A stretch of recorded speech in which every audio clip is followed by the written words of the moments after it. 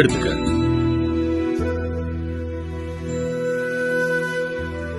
விஷால் இன்னும் எழுந்திருக்கல? ராத்திரி டிவி பாத்துட்டு இருந்தான், தூங்கிட்டு இருந்தான். எவ்வளவு தடவை சொல்லிருக்கேன் காலையில எழுப்புன்னு. அம்மா, அப்பாவோட பக்தி ரொம்பவே அதிகமாயிருச்சு. இவரோட பக்திய பார்த்து எல்லா கடவுளும் வீட்டுக்கே வந்துருவாங்க போல இருக்கு.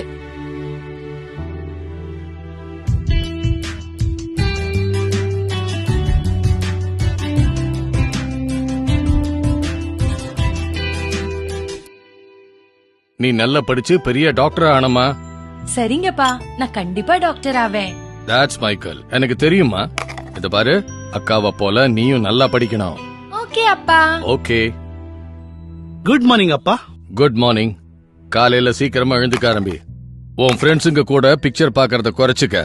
இந்த தடவை இன்டர்மீடியட்ல பாஸ் ஆகணும். ஐ அம் பிராக்டிசிங் ஆக்டிங் அப்பா. நான் விஜய் மாதிரி பெரிய ஹீரோ ஆகணும்ப்பா. முதல்ல படிப்புல கவனத்தை செலுத்து, அதுக்கப்புறம் நான் உன்னை ஹீரோ ஆக்குறேன். இது நிறைவேறணும்னா ரொம்ப செலவாகுங்க. நான்சென்ஸ். நீ இந்த பேச்சில தலையிடாத. இந்த விஷயங்களை பாத்துக்க நான் இருக்கேன்.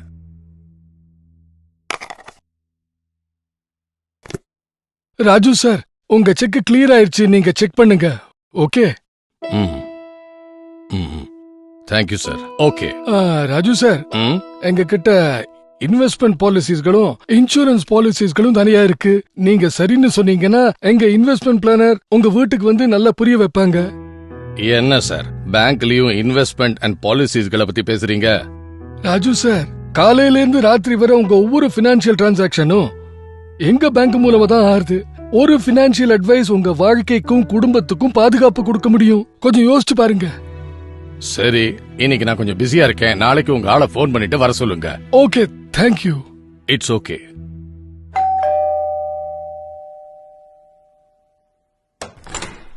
யார் நீங்க? என் பேரு கார்த்திக். பேங்க்ல இருந்து வரே. சார் என்ன கூப்பிட்டாரு. சரி சரி, உள்ள வாங்க. Thank you madam.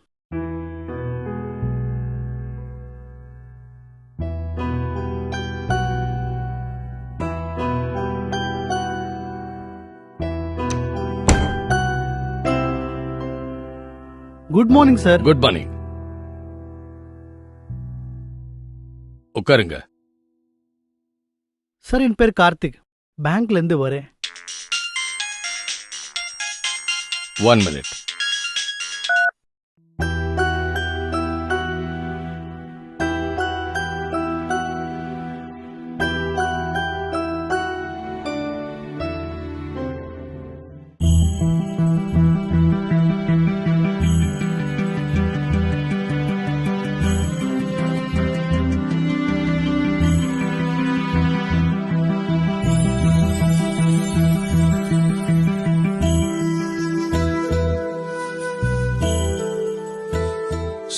நான் சொல்றேன்.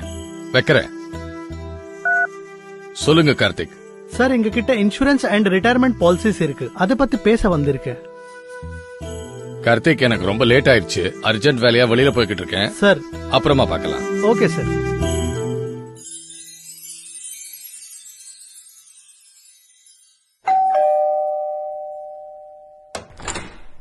சொல்லுங்க.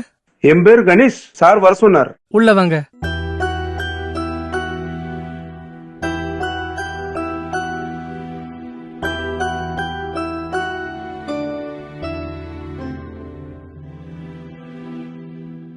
இந்த வேலை இன்னும் முடியலையா? சொல்லிருக்கேன் திம்பேர், எலக்ட்ரீஷியன் சாயங்காலம் வருவாரு. நான்சென்ஸ். வேலை வெட்டி இல்லாம என்ன பண்ணிக்கிட்டு இருக்க? என் ஃபிளைட் டிக்கெட் என்னாச்சு? புக் பண்ணிடுவேன், இன்னும் கிடைக்கல. இந்த வேலையை கூட செய்ய முடியலையா? பண்ணிடுறேன் திம்பேர். ஃபிளைட் டிக்கெட் கிடைக்கலன்னா ட்ரெயின் டிக்கெட் புக் பண்ணிருக்கலாமே. ஒரு முக்கியமான மீட்டிங்குக்கு போனோம். சரி திம்பேர். நான்சென்ஸ். சொல்லுங்க. Good morning sir. Good morning. வந்த விஷயத்த சீக்கிரமா சொல்லுங்க, எனக்கு வெளியில போகணும். சார், என்கிட்ட இன்சூரன்ஸ் அண்ட் ரிட்டையர்மெண்ட் பாலிசி இருக்கு. அத பத்தி தான் சொல்ல வந்திருக்கேன் சார். எனக்கு இன்சூரன்ஸா? நான்சென்ஸ். எனக்கு இன்சூரன்ஸ்ல நம்பிக்கை இல்ல. இன்ஃபேக்ட் எனக்கு அத பத்தி யோசிக்க நேரமும் இல்ல. இன்சூரன்ஸ் ஒவ்வொரு மனுஷனுக்கும் ரொம்பவே தேவையானது சார். எனக்கு இன்சூரன்ஸ் தேவையில்லை. உங்களுக்கு கொடுக்கிற பிரீமியம் அமௌண்ட என் பிசினஸ்ல இல்ல ரியல் எஸ்டேட்ல இன்வெஸ்ட் பண்ணினா நான் நிறைய பணம் சம்பாதிக்கலாம். அது கூட கம்பேர் பண்ணும்போது உங்க ரிட்டர்ன்ஸ் என்ன கிடைக்குது?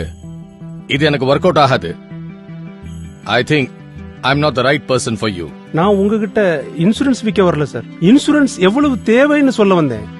எனக்கு ஒரு 5 நிமிஷம் டைம் கொடுத்தீங்கன்னா ஃபேக்ட் ஃபைண்டிங் மூலமா எவ்வளவு இன்சூரன்ஸ் தேவைங்கிறத எடுத்து சொல்லுவேன். என் பர்சனல் விஷயங்களை உங்ககிட்ட சொல்லணுமா? நான் எந்த அளவு இன்சூரன்ஸ் எடுத்துக்கணுங்கிறத நீங்க எனக்கு சொல்ல போறீங்களா? சொல்லுங்க. உங்க வயசு என்ன சார்? 44.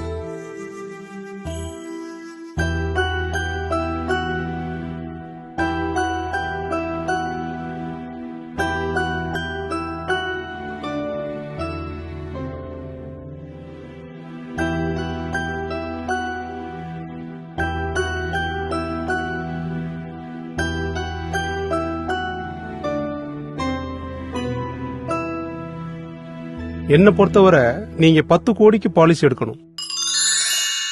என்ன 10 கோடி ரூபாயா? ஆமா சார். உங்களுக்கு ஏதாவது திடீர்னு ஆயிடுச்சுன்னா இது உங்க குடும்பத்துக்கு ரொம்பவே தேவை சார். தினசரி செலவுகளுக்காக இது ரொம்பவே முக்கியம். உங்க குழந்தைகள் படிப்புக்காக, உங்க கடன் அடைக்க இந்த தொகை தேவையானது சார். எனக்கு ஒண்ணும் ஆகாது. எனக்கு இதுல நம்பிக்கை இல்ல. என்ன பாத்துக்கவும் என் குடும்பத்தை பாத்துக்கவும் எனக்கு ஆளுங்க இருக்காங்க. எல்லாத்துக்கும் மேல கடவுள் இருக்காரு. சார், நம்ம குடும்பத்துக்கும் குழந்தைகளுக்கும் சந்தோஷத்தை தர வாக்குறுதி அளிக்கலாம், நல்லபடியா கவனிச்சுக்க உறுதி அளிக்கலாம். ஆனா நிரந்தரமா உயிரோட இருப்பேன்னு சொல்ல முடியாதுல்ல.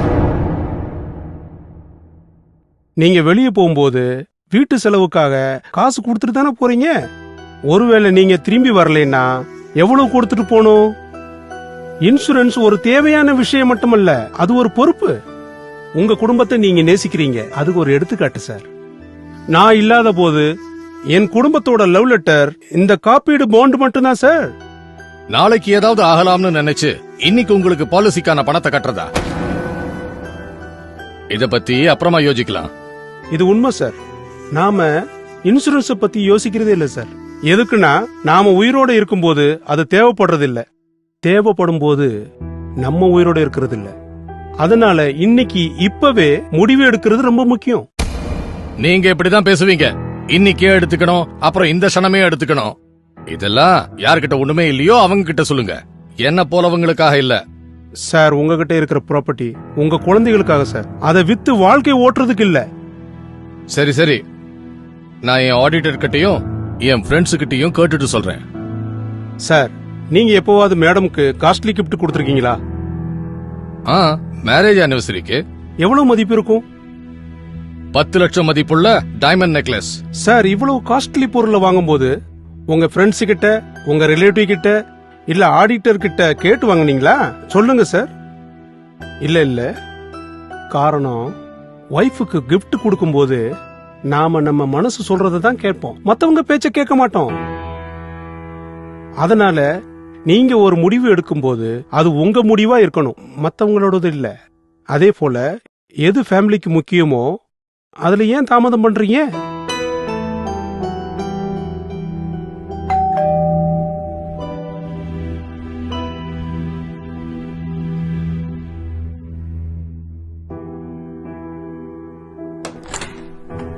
வாங்க, உள்ள வாங்க. என்ன ராஜு, இன்னும் ரெடி ஆகலையா? நம்ம கணேஷ் இன்சூரன்ஸ் பாலிசியை பத்தி பேசிக்கிட்டு இருக்காரு. ராஜு, உனக்கே இந்த பாலிசி கிலிசி எல்லாம் நீ வாங்கின லேண்டோட பிரைஸ் இன்க்ரீஸ் ஆச்சுன்னா இதெல்லாம் எதுக்கு? நாங்க இருக்கோம்ல, எந்த இன்சூரன்ஸ் பாலிசி தேவையில்ல. எங்களை பொறுத்தவரை இன்சூரன்ஸ் எடுத்துக்கிறது கடவுள் நம்பிக்கை இல்லாத மாதிரி. சரி, நான் ரெடி ஆயிட்டு வரேன்.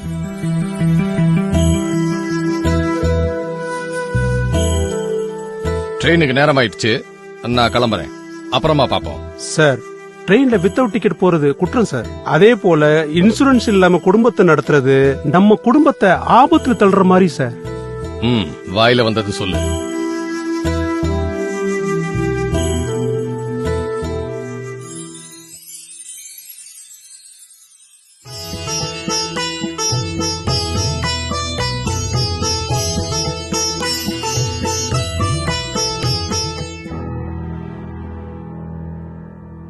யார் நீங்க? என் பேரு ஈஸ்வர் சார்.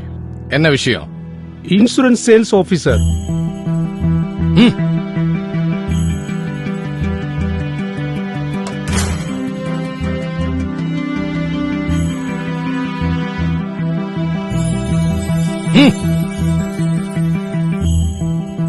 இந்த மாதிரி தேவையில்லாத மனுஷங்களை வீட்டுல நுழைய விடாத.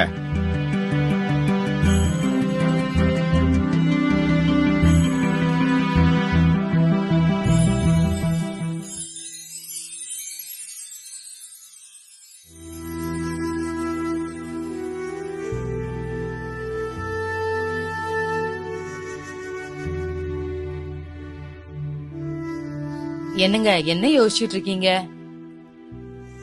நம்ம வியாபாரத்துல முதலீடு செஞ்ச தொகை நான் வாங்கின கடனை திருப்பி தர குறைஞ்சது இன்னும் 2 வருஷம் ஆகும். அப்பதான் லாபத்தை மறுபடியும் பார்க்க முடியும். என்ன காலையில 4 மணிக்கு எழுப்பிடு. சீக்கிரம் கிளம்பணும். சரி.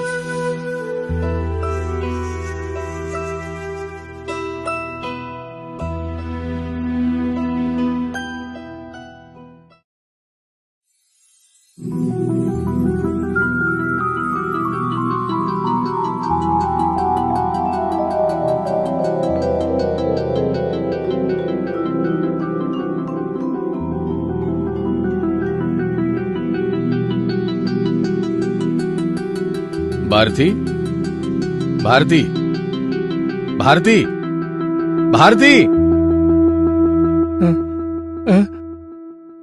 என்னங்க 4 மணி ஆயிடுச்சு. என்னங்க எழுந்துறீங்க? பாரதி, நான் இங்க இருக்கேன். பாரதி, நான் இங்க இருக்கேன். பாரதி, ஏங்க ஏங்க கேளுங்க. ஏங்க எந்திரிங்க. பாரதி.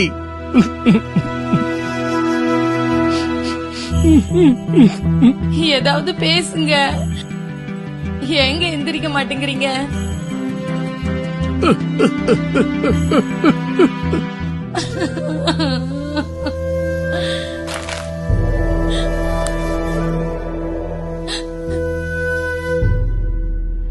இது எல்லாத்துக்கும் காரணம் நான் என் கடவுளை நம்பினேன். ஆனா கடவுள் என்னை ஏமாத்திட்டாரு. இப்ப என் மனைவி குழந்தைகளை யாரு காப்பாத்துவாங்க? கடவுளே,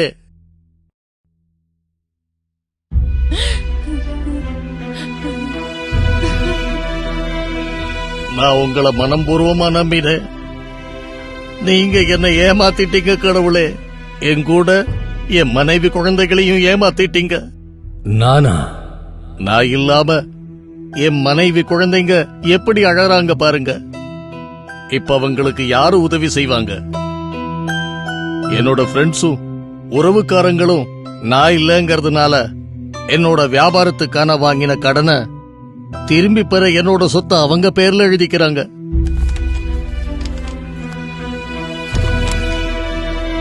இந்த தவறான செயலுக்கு நீங்க தான் பொறுப்பு. ஒருவேளை நான் உயிரோடு இருந்திருந்தேனா இப்படி ஒரு வேளையும் நடந்திருக்காது. பிறப்பும் இறப்பும் இயற்கையின் செயல் உனக்கு தெரியாதா? உன்னுடைய ஆயுள் உன் கர்மத்தை பொறுத்து இருக்கிறது. ஆயுள் முடிந்த பிறகு ஒவ்வொரு மனிதனும் தன் சரீரத்தை விட்டுவிட வேண்டும். ஆக உன் உடம்பில் உயிர் உள்ளவரை உன்னுடைய எல்லா வேலைகளையும் நீ முடித்துவிட வேண்டும். இல்லையெனில் இப்படி அவதிப்பட வேண்டும். உன்னுடைய குடும்பம் இந்த இக்கட்டான நிலையை சந்திக்காமல் இருக்க நான் 3 கடவுளை அனுப்பினேன். 3 கடவுளா? என் வீட்டுக்கு எந்த கடவுளும் வரலையே. உன் வீட்டுக்கு கார்த்திகேயன் என்ற பெயரில் ஒருத்தன் வந்திருந்தான். அவன் உன்னிடம் பேச விரும்பினான். உன் அகங்காரத்தின் காரணத்தினால் அவனை விரட்டி விட்டாய். அது சாட்சாத் கார்த்திகேயன். 2வது விநாயகர். அவன் உன்னிடம் எல்லா விஷயங்களையும் தெளிவாகச் சொன்னான். உன் அகங்காரத்தினால் நீ அவனை கேட்கவில்லை. அவன் உதவி தேவையில்லை என்று அவனை விரட்டினாய். அவன் சாக்ஷாத் விநாயகர்.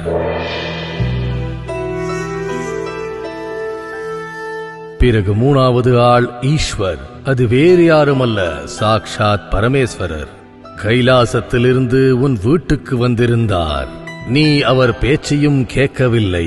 அவரை வீட்டை விட்டு விரட்டி அவர் முகத்திற்கு எதிரே கதவை சாத்தினாய். இந்த மனிதர்களை வீட்டுக்குள்ளே நுழைய விடாதே என்று மனைவியிடம் சொன்னாய். விநாயகர் சொல்லும் பொழுது நீ அவர் பேச்சை கேட்கவில்லை. ஒருவேளை நீ அங்கு இருந்திருந்தால் அனைவர்களை பற்றி உண்மையான விவரங்களை தெரிந்து கொண்டிருப்பாய். பிஸ்மில்லாஹிர் ரஹ்மானிர் ரஹீம். சார், இப்ப நீங்க சொன்னீங்க உங்க மதத்துல குர்ஆன் அண்ட் ஹதீஸ் இந்த 2 புத்தகங்கள் இருக்கு. இந்த ஹதீஸ் புத்தகத்துல நீங்க வேலை விஷயமா வெளியூருக்கு போனீங்கன்னா 3 வருஷத்துக்கு வீட்டுக்கு தேவையான பொருட்களை வச்சுட்டு போகணும். காரணம், நீங்க வர லேட் ஆச்சுன்னா வீட்டு தேவைக்காக it's also one shot insurance. இத பாருங்க, அவங்களுக்கு இன்சூரன்ஸ் தேவையில்லை. நாம இறந்து போயிடுவோங்கிறதுக்காக இன்சூரன்ஸ் எடுத்துக்கிறது இல்ல. நம்ம வருமானம் நின்னு போயிடுது, அதுக்காக தான் இன்சூரன்ஸ் தேவை. அவங்களுக்கு கவலையே இல்ல. அவங்க கிட்ட நிறைய ப்ராப்பர்ட்டி இருக்கு, கூட நாங்க இருக்கோம்ல. அப்படியா? இப்ப நீங்க இந்த பேப்பர்ஸ்ல சைன் பண்ணுங்க. இது என்னது? நான் சொல்லலையா, நீங்க அவங்க குடும்பத்தை காப்பாத்துவீங்கன்னு ஒரு கேரண்டி. இதெல்லாம் எதுக்கு? ஒருவேளை அவங்களுக்கு ஏதாவது ஆச்சுன்னா அவங்க கடன், குழந்தைகள் படிப்பு, குழந்தைகள் கல்யாணம், அந்த பொறுப்பை ஏத்துக்கிற கேரண்டி உங்க சார்புல இருந்து. ஏன் நீங்க சைன் பண்ண மாட்டீங்களா? யாருமே பொறுப்பு ஏத்துக்க மாட்டாங்க. யாரு இன்சூரன்ஸ் இல்லாம இறந்துடுறாங்களோ அவங்க திரும்பி வந்து தன் குடும்பம் படுற கஷ்டத்தை பார்த்தா அப்பதான் அவங்க செஞ்ச தப்பு அவங்களுக்கு புரியும். உங்களை பொறுத்தவரை லைஃப் இன்சூரன்ஸ் தேவையே இல்ல. முக்கியமான விஷயம் என்னன்னா, லைஃப் இன்சூரன்ஸ் உங்களுக்காக இல்ல, உங்க குடும்பத்துக்காகத்தான். இந்த வாழ்க்கையில் எதுவும் நிரந்தரமல்ல. ராம அவதாரத்தில் அடுத்த நாள் பட்டாபிஷேகம். இரவில் கதை முழுவதும் மாறியது. நான் காட்டிற்கு போக வேண்டியதாயிற்று. நான் ஒரு திசையை தான் காட்டிக் கொடுப்பேன். அந்த வழியில் போவதும் போகாமல் இருப்பதும் உன் சிந்தனை மற்றும் அறிவை பொறுத்தது. கடவுளே, என்ன மன்னிச்சிருங்க.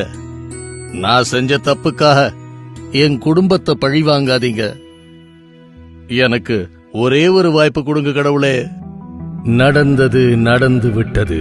இயற்கையின் விதியை யாராலும் மாற்ற முடியாது. கடவுளே,